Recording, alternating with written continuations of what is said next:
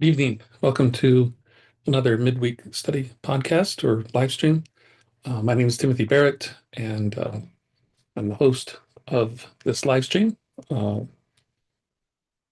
we intend to meet like this every Wednesday, and it's really a selfish live stream because it's a way for me to read through a stack of stuff that I've always wanted to read through. And so the past few episodes, I guess, we've been looking at two election sermons. First one we read through was from 1756, Reverend Samuel Cooper. And if you go to the Bradford Christian College YouTube channel, click on playlists, you'll see the playlist for the midweek study, and you can view those videos along with whatever other videos we've done in this midweek study, and and catch up with that. Now, what's really interesting is that our other election sermon is the same Reverend Samuel Cooper, 24 years later, 1780. Now, 1756 was right at the beginning of, near the beginning of the French and Indian War, where the colonists were kind of pressed into service, fighting for the king, although I think generally speaking, the colonists were okay with fighting for the king. They were happy to be British subjects of the king at the time. Um, and so it was interesting to read the sermon, the election day sermon there, where you had at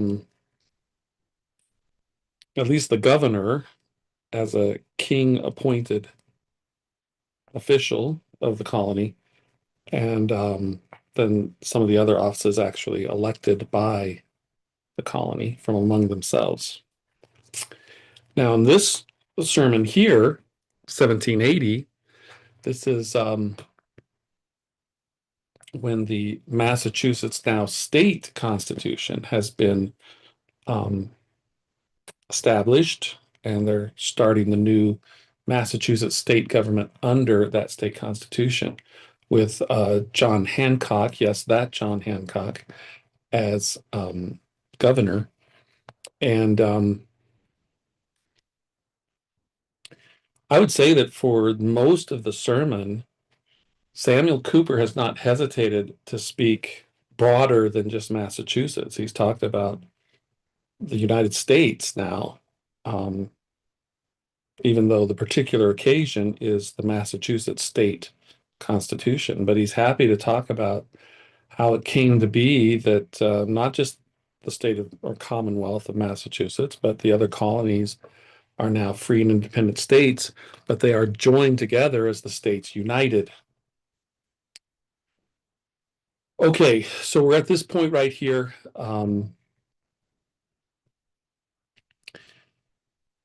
Let's just read this paragraph. This was the paragraph we ended with last week. It says here, the people of a free state have a right to expect from those whom they have honored with the direction of their public concerns a faithful and unremitting attention to those concerns or these concerns, right? It's kind of like today, this is, are you doing what I voted for, right? Is this what I voted for? That's what he's saying. Give your attention to the concerns that for which the people voted. Now, I think there's a countering or a check to that, because sometimes what becomes a concern among the people is not properly addressed by elected officials. It should be addressed in some other way for the proper operation of government. Okay, so I mean there is that possibility, right?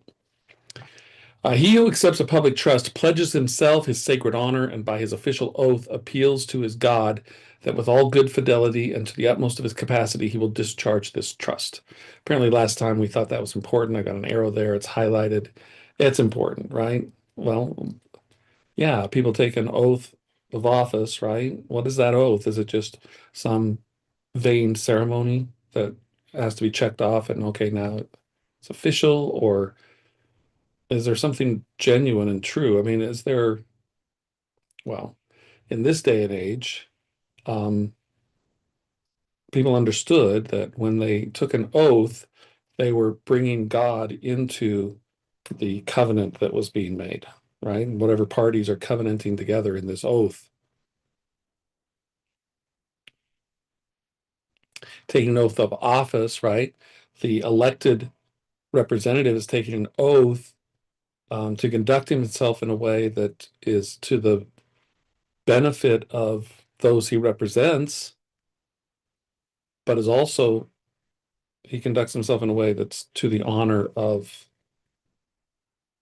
God, the one, the universal judge under whom he conducts that office. And that commonwealth which does not keep an eye of care upon those who govern and observe how they behave in their several departments in order to regulate its suffrages upon this standard will soon find itself in perplexity and cannot expect long to preserve either its dignity or happiness. Okay. Now, to regulate its suffrages, that's kind of interesting, right? Because this is regulating its voting, right? You have to have um, honest elections. And it's really important that people know the elections to be honest. And what Reverend Cooper is saying here, if we run into a problem like this, um, that commonwealth, that state, that country, maybe, can't expect to preserve either dignity or happiness. Now, are these important things? Well, sure you realize they are. Before we read on with our new content today, dignity, true honor, nobleness or elevation of mind, consisting in a high sense of propriety, truth, and justice, with an abhorrence of mean and sinful actions.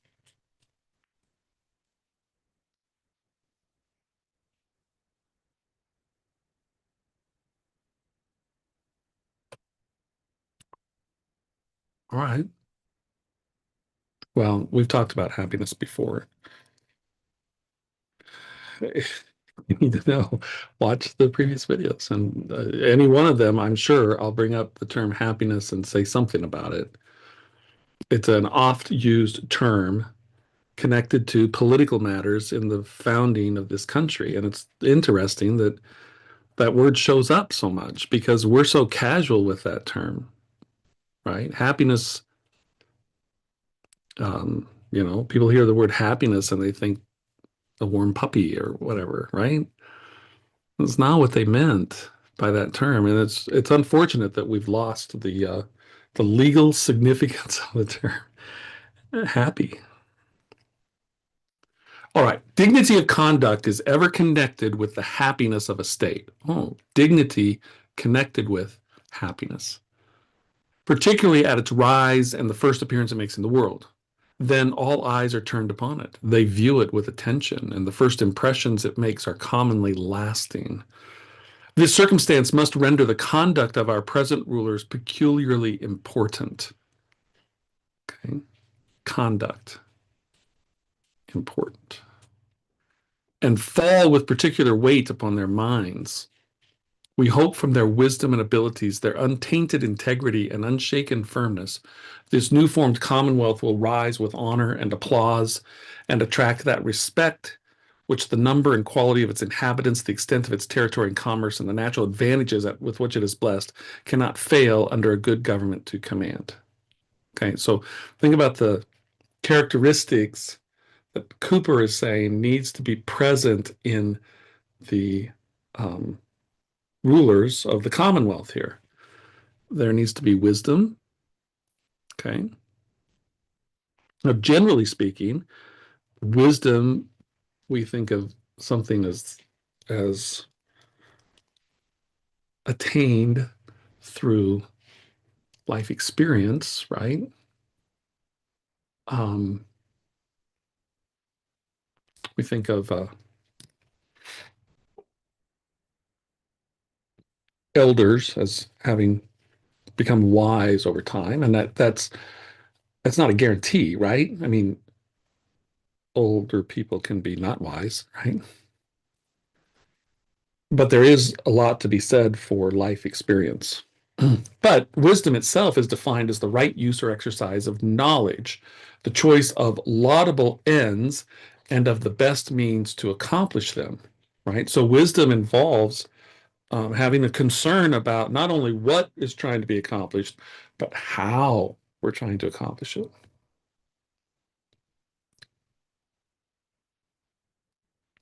And Webster says that's wisdom in act, effect, or practice. Considered as a faculty of the mind, wisdom is the faculty of discerning or judging what is most just, proper, and useful. Right? So this is what Cooper is wanting to see in the rulers as considering this characteristic of wisdom. He wants to see them being able to discern and judge what's most just, proper, and useful, and then act out of that in ways that they are choosing laudable, worthy ends and the best means to accomplish those ends. Now, Webster's fifth definition of wisdom is interesting and I think worth taking note because, well, we know that this nation was founded as a Christian nation. Don't argue with me on that point. If you doubt it, um, watch the series of videos we've done. It's undeniable the degree to which our founding fathers and leaned into the Christian religion. And I know once you say founding father, oh, well, they weren't all Christians and blah, blah, blah, blah, blah. Okay. I'll, I'll tell you. Um, all those people that throw out those claims, right, are the same people that then will come against a Christian and tell, well, you can't tell whether that person's a Christian. You can't judge that person as being a Christian or not, right? Now they can freely judge these founding fathers as not Christian, but don't judge people today as being not Christian, right? The second point is it's a very interesting circumstance when you read those founding fathers that maybe their Christian testimony or the evidence of them being a true Christian is weak at best, maybe. And yet I would argue that to a man, they are more Christian in their thinking than many professing Christians today.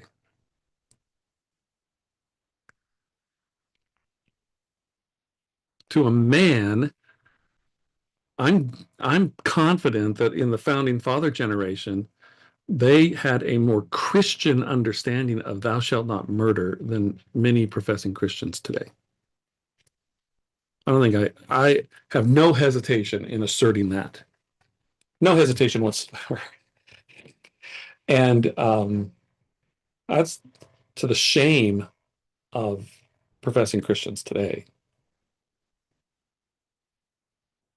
But it's the blessing of God that the Christian religion was so influential. It was so much the conscience of the community that even those who were questionable at best regarding their Christian testimony um, thought in a Christian way.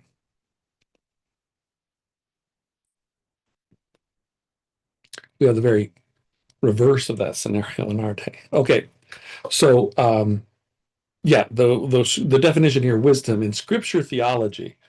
Wisdom is true religion. I wonder what that means, true religion. I'll read on. Godliness, piety, the knowledge and fear of God, and sincere and uniform obedience to his commands.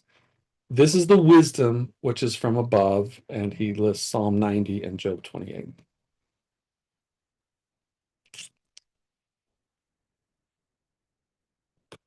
And I'll tell you this, I don't think it's unreasonable to expect that when Reverend Samuel Cooper says here that we hope from our present ruler's wisdom, that he's got in mind their adherence to true religion.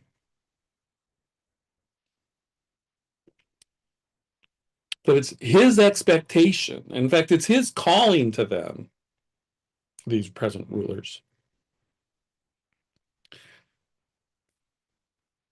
Exercise wisdom. And y'all know the true source of wisdom, right? All right, so we hope from their wisdom and abilities, right? Abilities. Abilities. Webster defines ability as physical power, whether bodily or mental, natural or acquired, force of understanding, skill in arts or science. Ability is active power or power to perform, as opposed to capacity or power to receive. In the plural, abilities is much used in a like sense and also for faculties of the mind and acquired qualifications. His fourth definition of ability is civil or legal power, the power or right to do certain things, as an ability to transfer property or dispose of effects, ability to inherit. Okay, so kind of a legal definition there. But his third definition of ability, moral power, depending on the will, a metaphysical and theological sense. Okay, so metaphysical there, it simply means beyond the physical, right? And whatever the will is is beyond the physical, I'll say. All right, so those abilities, they're untainted integrity. Okay, so integrity.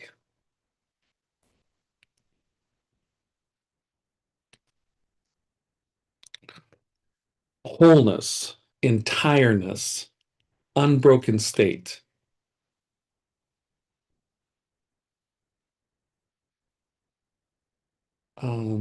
Third definition, purity, genuine, unadulterated, unimpaired state. Okay, so integrity is wholeness, entireness. His second definition, he writes inside that definition, I mean, he includes words like incorruptness, uprightness, moral soundness, honesty. And then he says integrity comprehends the whole moral character, but has a special reference to uprightness in mutual dealings, transfers of property, and agencies for others. And so that's interesting because at that point, he is essentially describing this representative relationship, right? But it is to be untainted. Now, let's see. Webster has untainted, not rendered impure, not impregnated with foul matter, not sullied, not stained, not rendered unsavory by putrescence, not charged with a crime, not accused, right? So untainted integrity. In other words, these present rulers are to be of such moral character that there's not even a charge that's been brought against them, or certainly if a charge has been brought, it's been demonstrated to be unfounded, right? There's not people lining up to say, well, he's a bad man, he's unjust in the way he treats his servants, he's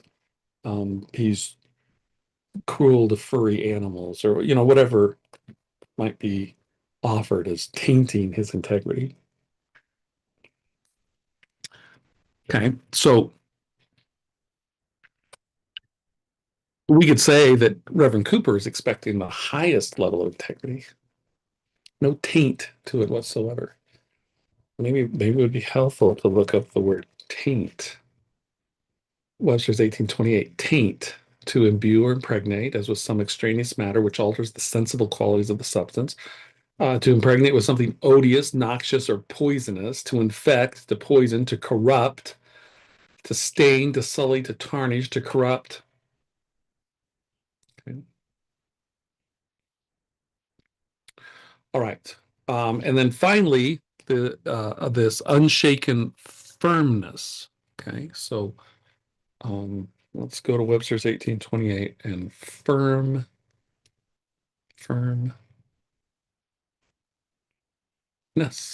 There it is. Firmness, closeness or denseness of texture or structure. Stability, strength. Okay, that sounds a little more applicable to our situation. Stability, strength. Third definition, steadfastness, constancy, fixedness, as the firmness of a purpose or resolution, the firmness of a man or of his courage, firmness of mind or soul. Number four, certainty, soundness, as the firmness of notions or opinions. Okay, so we want a certainty in these present rulers, a soundness, a steadfastness, right?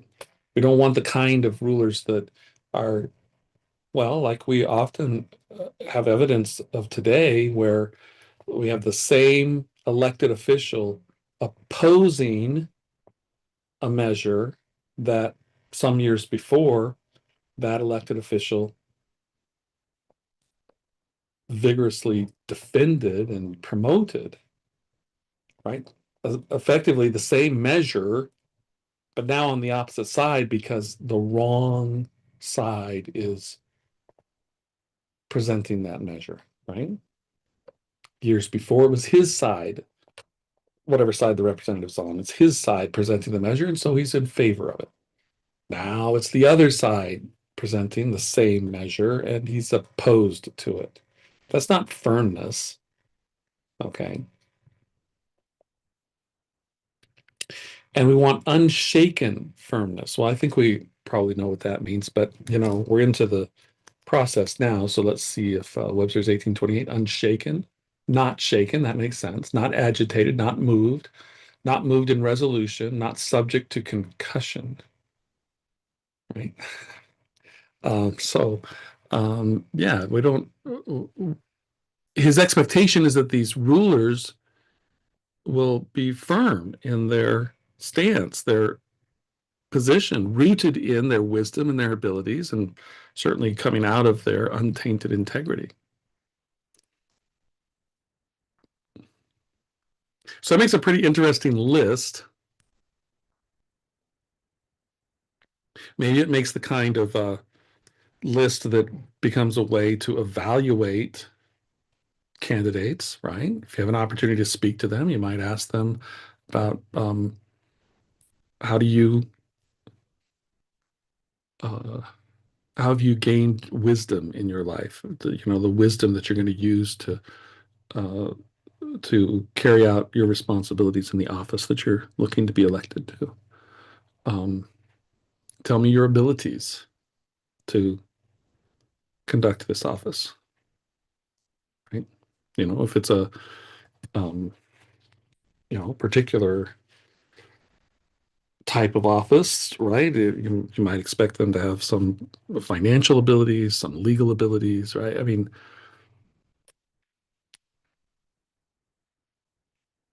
all right. Now, this is important, right? Because the dignity of the conduct of the present rulers is connected with the happiness of a state. And like this happiness of a state is apparently really important, right? Like, um, yeah, really important.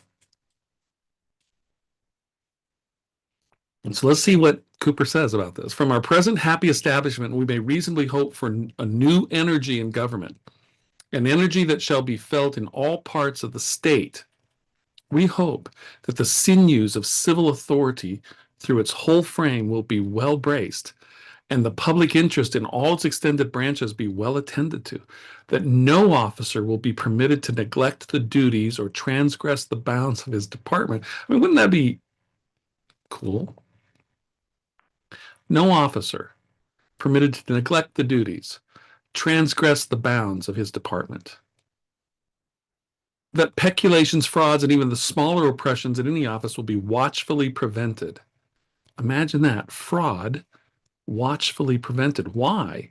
Well, because we fill our branches of government with those who have wisdom and abilities and untainted integrity and unshaken firmness, or exemplarily punished, right? So, I mean, Cooper's not, you know, idealizing this as though, oh, and we'll never have any issues. No, it can still happen, but when it's found out, exemplarily punished.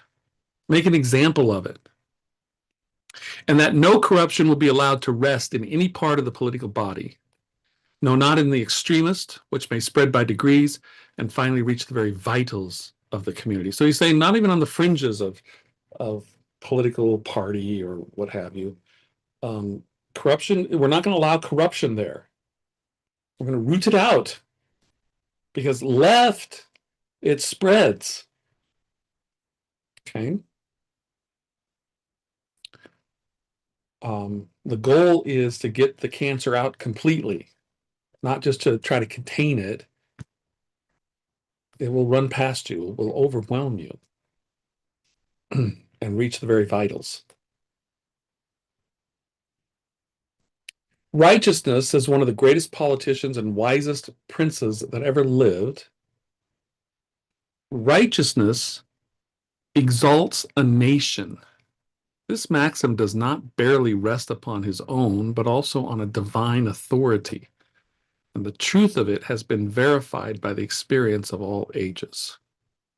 Okay, so, you know, let's suppose that some candidate came up with a slogan of make our country great again, or make our country great.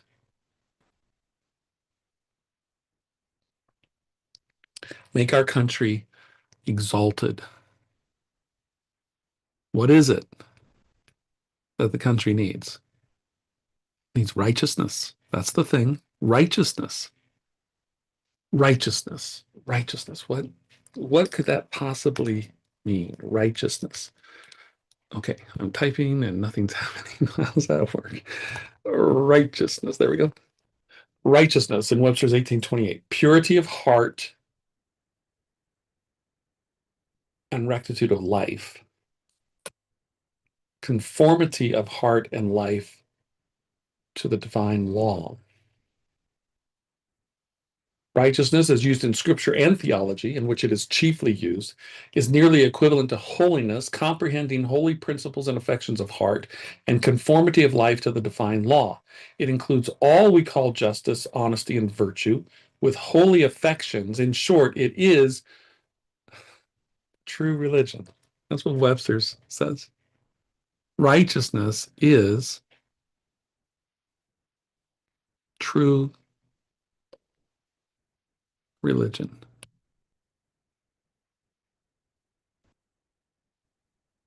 That is Christianity. Sorry, my writing got a little sloppy there. I'll fix that. Try to anyway. There, Christianity. Huh. So what is it that makes a nation great? Righteousness. What is righteousness? True religion. What is true religion? Christianity. Now, in his fourth definition of righteousness, he puts this: justice,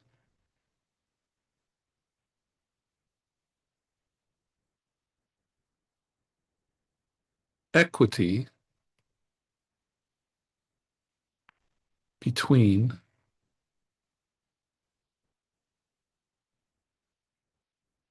man and man. Okay, now that's not equality. Equity and equality are not the same words. They're very different. Equity is taking those steps in the process of justice to ensure that each gets what they deserve. And we think about deserve in the justice system as punishment, but deserve is also recompense or reward. Uh, what might a person receive to compensate for damages, right? That's equity. Now, I do have one complaint about Webster's 1828. So when he references the Bible, he will give the book and the chapter, but he won't give a verse. And so this definition, justice, equity between man and man, he puts Luke 1. Now, maybe that's because in verse 6 we read, they, that would be Zacharias and Elizabeth, were both righteous before God, walking in all the commandments and ordinances of the Lord.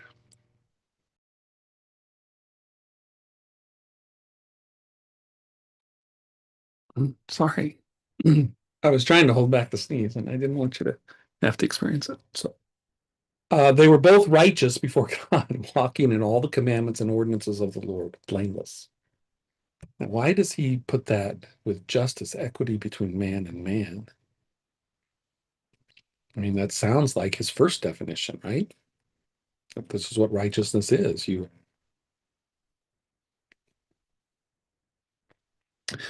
Um, I'm scrolling. I mean, it's the whole announcement of being pregnant with John the Baptist, and um, Zacharias being struck dumb and not able to speak until the birth of their son. Then the birth of Jesus is foretold.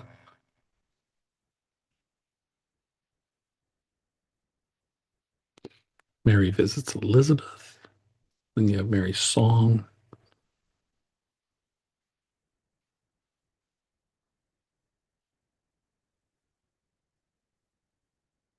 All right. Here's your assignment. Read Luke chapter 1. I mean, okay.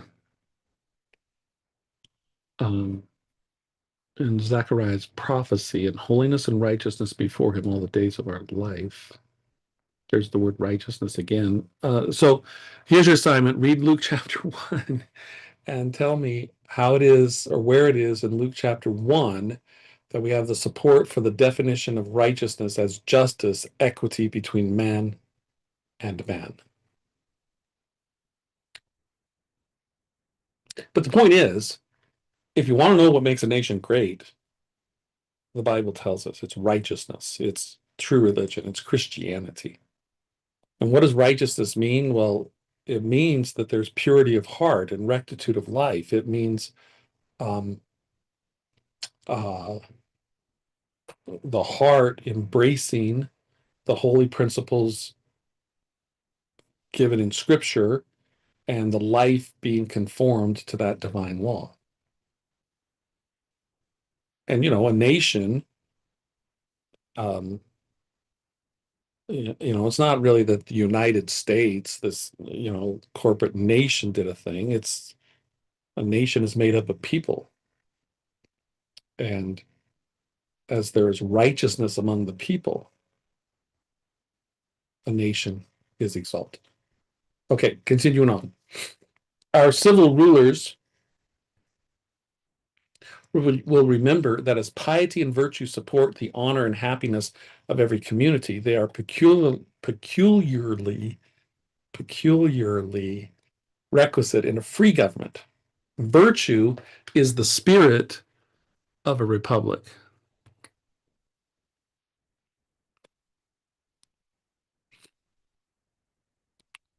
we hear all kinds of things about, well, here we believe in the rule of law, and we do. I think we should have the rule of law, that nobody is above the law, certainly. Now, the spirit of something is that's what gives the life to it, right? If all we're about is the law, well, in Scripture, the law leads to death, right? It doesn't make the law worthless, not at all. It actually enhances the importance of the law, right? Spirit is what gives life. What gives life to a republic? Virtue. Now, why is it that Cooper is going to assert that virtue is the spirit of a republic? Notice what he says here. For where all power is derived from the people, all depends on their good disposition. Okay. Now, that word disposition, going to my Webster's 1828, disposition, the act of disposing or state of being disposed, manner in which things or the parts of a complex body are placed or arranged, temper or natural constitution of the mind, inclination, propensity, right? So the disposition is like the status report, like, you know, I don't know, like it used to be a thing on social media, like you put your status in, whatever, that sort of thing, right? So let's see what possible dispositions there are of the people, because power is derived from the people. If they are impious, factious, and selfish, if they are abandoned to idleness, dissipation, luxury, and extravagance, if they are what? Lost to the fear of God, lost to the love of their country, all is lost. Okay, so what is the disposition of the people in our country? Go down the checklist. Are they impious? Are they factious? Are they selfish? Have they abandoned themselves to idleness, dissipation, luxury, and extravagance? Have they lost the fear of God? Have they lost the love of their country? All is lost.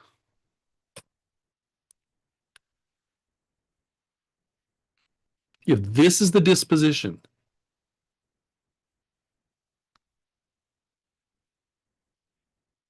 this is bad disposition.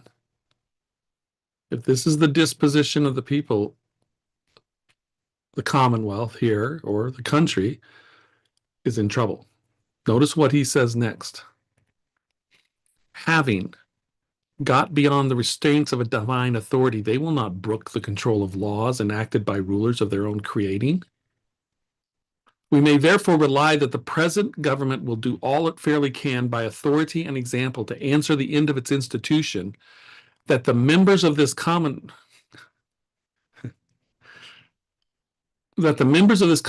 may lead a quiet and peaceable life in all godliness, as well as honesty, and our liberty never be justly reproached as licentiousness. Okay, now, this was not founded as a Christian name.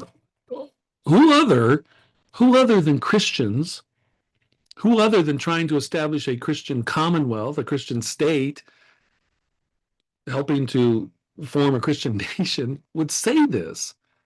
Lead a quiet and peaceable life in all godliness. Lead a quiet and peaceable life in all godliness.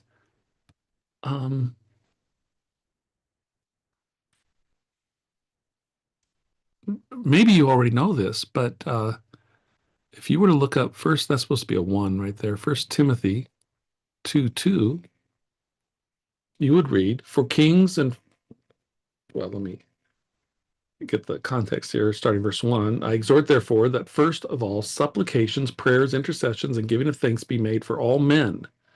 for kings and for all that are in authority, that we may lead a quiet and peaceable life in all godliness and honesty. For this is good and acceptable in the sight of God, our Savior, who will have all men to be saved and to come to the knowledge of the truth. Right? So, look, he doesn't give all of this here. Why? Why? What's the point of having a quiet and peaceable life in all godliness? Well, if you read the first 4 verses of 1 Timothy 2, it's because it provides that environment within which the gospel can be um, easily, beautifully proclaimed, that all men could be saved and come to the knowledge of the truth. Wasn't that a happy world? But don't for a moment think that this was founded as a Christian nation, that it had any sense of obligation or interest in promoting Christianity, providing a place for Christianity to thrive. You know, Christianity, true religion, righteousness.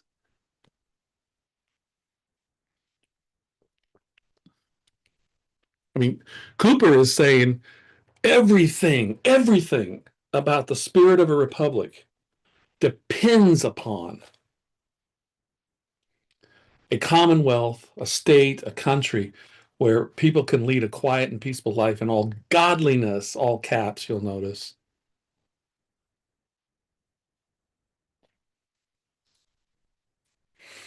All right, we continue on. Cooper says, I know there is a diversity of sentiment respecting the extent of civil power in religious matters. Instead of entering into the dispute, may I be allowed from the warmth of my heart to recommend, where conscience is pleaded on both sides, mutual candor and love, and a happy union of all denominations in support of a government, which, though human and therefore not absolutely perfect, is yet certainly founded on the broadest basis of liberty and affords equal protection to all. Okay. I think what he's saying here is, let's not get hung up on our denominations. Now, notice denominations is not different religions, denominations of the same Christian religion. That's what he's talking about. Christian religion, true religion. Okay. In this little discussion right here, he's not including Jewish, Muslim, Buddhist. No. He's talking about the variations, the diversity of sentiment as represented by denominations within the Christian religion. I mean, good grief. What he just talked about was how the republic itself depends upon the Christian religion, right? If the Christian religion fails, if true religion fails, if righteousness fails, the republic is doomed.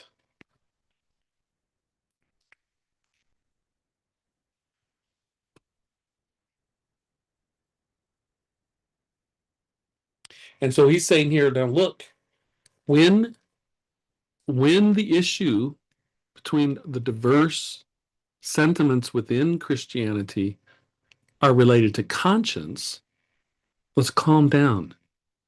Okay, let's just leave space for those conscience-rooted differences, right? Well, what would be a conscience-rooted difference? And I suppose people will dispute this. I mean, but it seems to me like a conscience-rooted diversity would perhaps be sprinkle, pour, dunk for baptism. Possibly. I know that those are very adamant that it has to be dunking, and that's fine,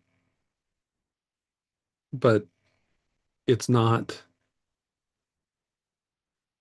a mark that separates Christian from non-Christian, as far as I know. Um, Baptism is a blessing, it's an ordinance. Um, but as we see from the thief on the cross, it's not critical.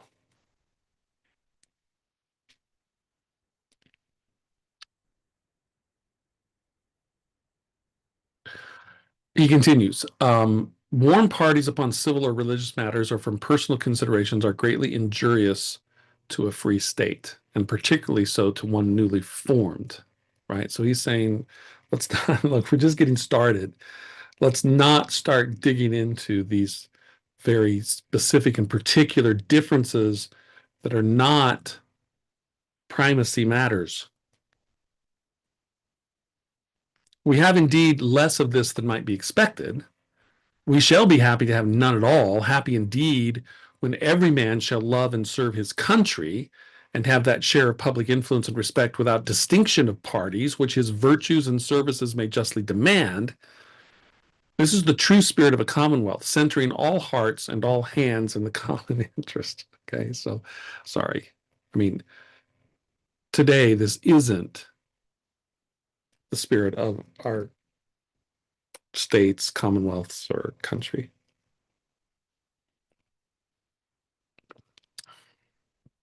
Everybody tries to avoid a common interest today. We're not happy. Right? I mean, Cooper is saying, look, our expectation is that the type of rulers we elect are going to be so focused on doing what they can for the common interest of people. They're going to show such devotion and service to the country, not particular factions within the country, but to this country, not other countries, that they're actually going to rise above uh, parties. They're going to have a distinction apart from political party, right? People are going to look at that representative, that elected official, and say that's a man who loves and serves his country before they say, well, that's a Republican or that's a Democrat or whatever other party they might be. We continue on. Neither piety, virtue, or liberty can long furnish in a community where the education of youth is neglected. Okay, so now he's moving on to another aspect here. If he's already established that piety, virtue, liberty, these things are critical in a community. And so what is he suggesting here? Well, we need to be concerned about the education of our youth. How much do we owe to the care of our venerable ancestors upon this important object? Had not they laid such foundations for training up their children in knowledge and religion, in science and arts, should we have been so respectable a community as we this day appear? Should we have understood our rights so clearly, or valued them so highly, or defended them with such advantage? Or should we have been prepared to lay that basis of liberty, that happy constitution, on which we raise such large hopes and from which we derive such uncommon joy? We may therefore be confident that the schools, and particularly the university, founded and cherished by our wise and pious fathers, will be patronized and nursed by a government which is so much indebted to them for its honor and efficacy and the very principles of its existence. The present circumstances of those institutions call for the kindest attention of our rulers, and their close connection with every public interest, civil and religious, strongly enforces the call. Okay, so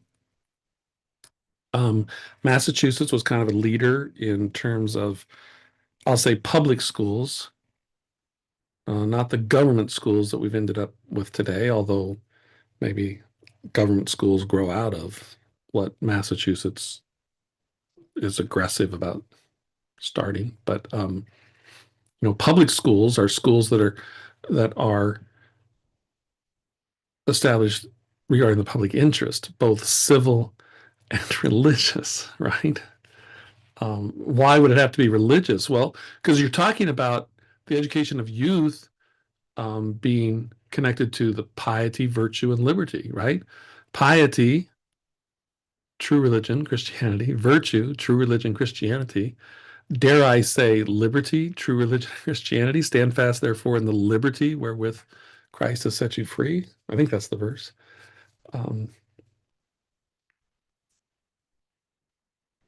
The sciences and arts, for the encouragement of which a new foundation hath lately been laid in this commonwealth, deserve the countenance and particular favor of every government. They are not only ornamental, but useful. They not only polish, but support, enrich, and defend a community. As they delight in liberty, they are particularly friendly to free states. Barbarians are fierce and ungovernable, and having the grossest ideas of order and the benefits resulting from it, they require the hand of a stern master. But a people enlightened and civilized by the sciences and liberal arts have sentiments that support liberty and good laws. They may be guided by a silken thread, and the mild punishments proper to a free state are sufficient to guard the public peace. He had high expectations for what a university education would accomplish, right? Sadly, it's very different, right?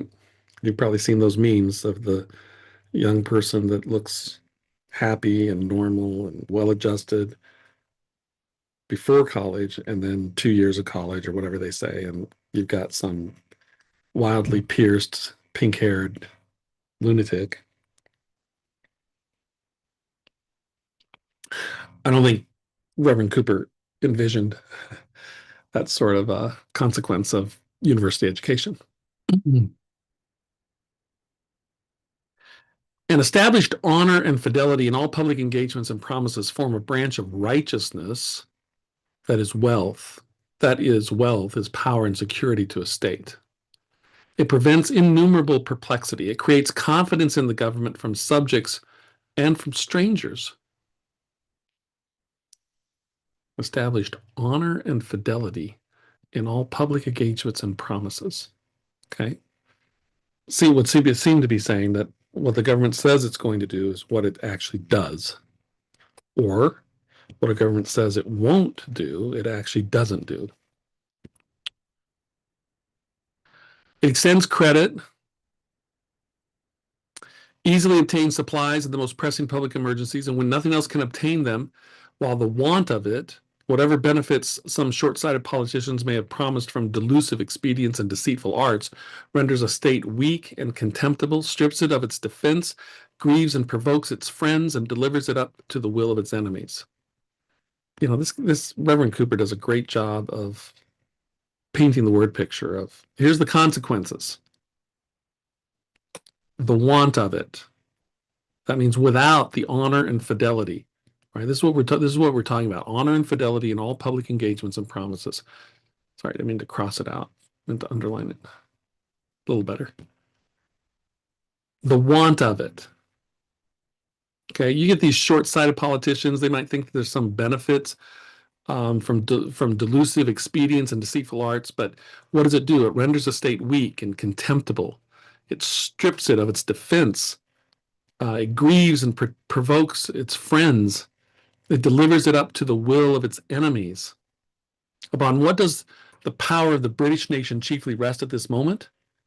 That power that has been so unrighteously employed against America? Upon the long and nice preservation of her faith in all moneyed matters. With all her injustice in other instances, mere policy has obliged her to maintain a fair character with her creditors. The support this has given her in frequent and expensive wars by the supplies it has enabled her to raise upon loan is astonishing. By this, her government has availed itself of the whole immense capital of the national debt, which has been expended in the public service, while the creditors content themselves with the bare payment of the interest. It may be demonstrated that the growing resources of these states, under the conduct of prudence and justice, are sufficient to form a fund of credit for prosecuting the present war. Remember, the war for independence is still going on as he's giving this sermon. So ruinous to Britain, much longer than that nation, loaded as she now is, can possibly support it. So this is his argument that by being a nation of honor and fidelity, even though our resources are merely growing and don't yet equal the immense capital of the nation of Britain, we should be in good position because not because we have the money resources right now, but because we have the honor and fidelity in our public engagements and promises.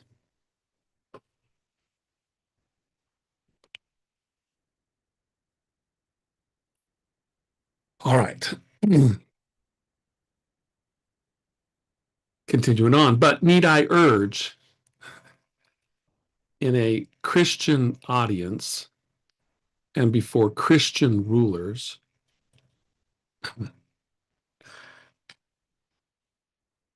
do I have to say it? If this wasn't founded as a Christian nation, what's he talking about? All right. The importance of preserving inviolate, what? The public faith? What are you talking about here? If this is allowed to be important at all times and all states, it must be peculiarly so to those whose foundations are newly laid and who are but just numbered among the nations of the earth. They have a national character to establish upon which their very existence may depend. Shall we not then rely that the present government will employ every measure in their power to maintain in this commonwealth a clear justice and untainted honor in all public engagements, in all laws respecting property, in all regulations of taxes, in all our conduct towards our sister states and towards our allies abroad?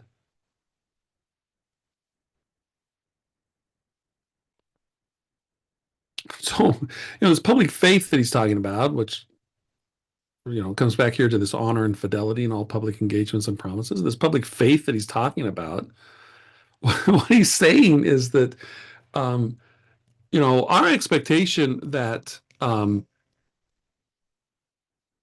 present government here in the Commonwealth of Massachusetts, you newly elected officials, our expectation is that you preserve that public faith in these ways precisely because you are Christian rulers in the midst of Christian population. He's saying this is what Christian rulers do. They maintain clear justice, untainted honor. The laws respect property. What does that mean? It respects ownership of property, which I would say also includes respecting that people enjoy the fruit of their labor because, right, it's mostly an agricultural time, right? Property is used to produce.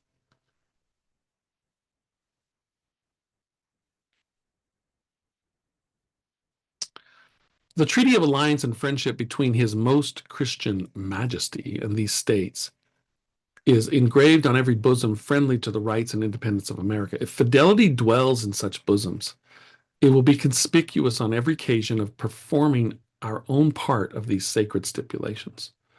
The interest is indeed mutual, as was openly confessed. The treaty is therefore natural and likely to be lasting, but mutual interest does not always banish generosity, a proof of which our illustrious ally has given in this compact, a proof not unapplauded in Europe, though particularly felt and acknowledged in America.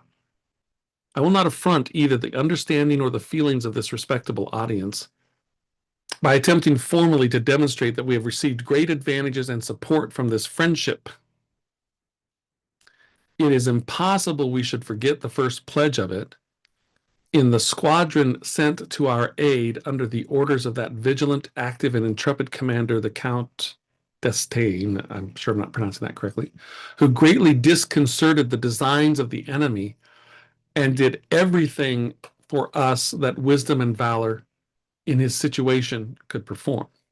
Nor need I call your attention to that important armament lately arrived to our assistance under leaders of distinguished abilities and the most established military reputation. France, though a monarchy, has been the nurse and protectress of free republics.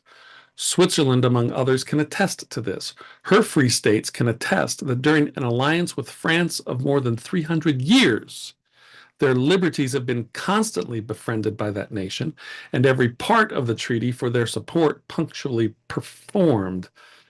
This they have acknowledged in a late solemn renewal of the alliance, a happy omen to these states, whose circumstances are in many respects similar to those of the United cantons of Switzerland. And so here he's embarking on um, addressing this relationship, this alliance that the new independent states have with France in conducting the war.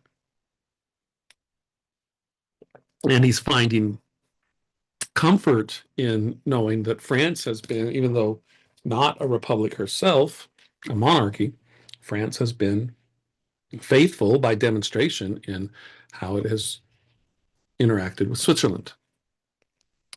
The personal and royal accomplishments of Louis XVI are known and admired far beyond his own extended dominions and afford the brightest prospect to his subjects and allies. The reign of this monarch diffuses new spirit through his kingdom, gives freshness to the glory of France. A British author, in his account of the regulations which took place after this prince had ascended the throne, calls him a paternal and patriotic sovereign who, wherever he appears, is loaded with the blessings of his subjects. The celebrated Mr. Burke, in his speech before the British House of Commons on February last, adds his own testimony to this when speaking of some reforms in the finances in the court of France. He says, "The minister who does these things is a great man, but the prince who desires they should be done is a far greater. We must do justice to our enemies. These are the acts of a patriot king. The friendship of such a monarch must be valuable indeed." The other great and powerful branch of the House of Bourbon, the King of Spain, though not at present formally allied to us, is yet evidently engaged in our cause by the union of his arms with those of France. We cannot be wanting in the sentiments due to the amity and aid of so respectable a potentate. May God Almighty bless these princes and their dominions, and crown their arms and those of America with such success as may soon restore to a bleeding world the blessings of peace. All right. Peace, peace we ardently wish, but not upon terms dishonorable to ourselves or dangerous to our liberties. And our enemies seem not yet prepared to allow it upon any other. At present, the voice of Providence, the call of our still invaded country, and the cry of everything dear to us all unite to rouse us to prosecute the war with redoubled vigor, upon the success of which all our free constitutions, all our hopes depend. I need not enumerate the former or more recent events of the war and the favors or chastisements of heaven sent to us in these events. They are known to you. They cannot be forgotten. God grant they may be properly improved. Through his aid, amidst all our mistakes and errors, we have already done great things, but our warfare is not yet accomplished. And our rulers, we hope, like the Roman general, will think nothing done while anything remains undone. Nothing done while anything remains undone. I can't tell you how many times I've asked students, did you finish your assignment? Yeah, I got that done. And then we look at it and, well, I've still got some more to do, right? Like, okay, the fact that you've done some of it doesn't mean that you've done it, right? I wish I had had this saying, right? Well, there are things that remain undone here, so nothing's been done. Mm. Right. So this part of his sermon here really emphasizes to us the circumstance in which they find themselves, right? They're in the midst of this war. They want peace. The only thing they're getting from the British is some terms that are dishonorable or dangerous. Um, and he says here that their interest in prosecuting the war with redoubled vigor comes out of three things at least: the voice of Providence, that is God; the call of our still invaded country, okay, country; the cry of everything dear to us. What, family, right? God, country, family. I don't know. Um, Now he's going to go into something of a critique here. We've depended too much upon partial measures, temporary expedients, short and interrupted efforts made only upon the spur of the occasion. An army established in proper numbers for the whole duration of the war and seasonably furnished with all necessary supplies is now universally acknowledged of the utmost consequence to the liberties of America. Particular attention will certainly be paid to the recommendations of this great object from the commander-in-chief, that illustrious man, formed by heaven for the important trust he sustains, and to draw to a point the confidence of these free states in a patriotic army. Okay, we all know who he's talking about, right? He's talking about that illustrious man. Look at how they thought about this man.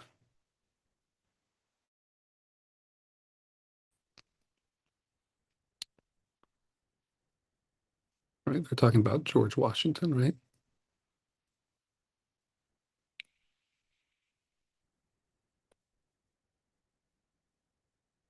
A man formed by heaven for the important trust he sustains.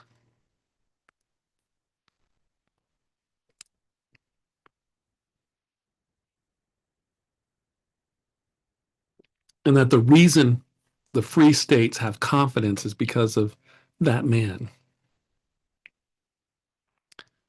The reason the army is patriotic, ready to defend its country, is because of that man.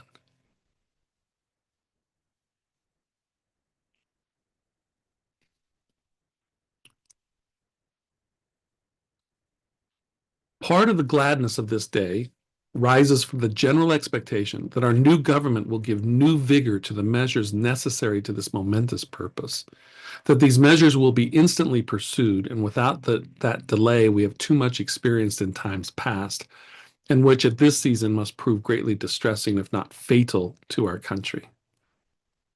And so he's just pointing out the significant work that needs to be done by this new government of the Commonwealth of Massachusetts.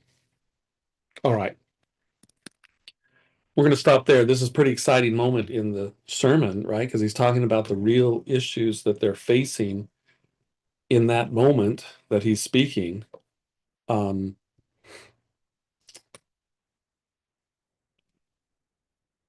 he's really laying it on to these elected officials how important it is that they get after this, right? What did he say? If we don't get after this, if delay continues, it's not only going to be greatly distressing to our country, it's potentially fatal to our country, right? So, I mean, he's reached a point where the serious consequence of what they're facing is being made quite real. That was serious, not Siri.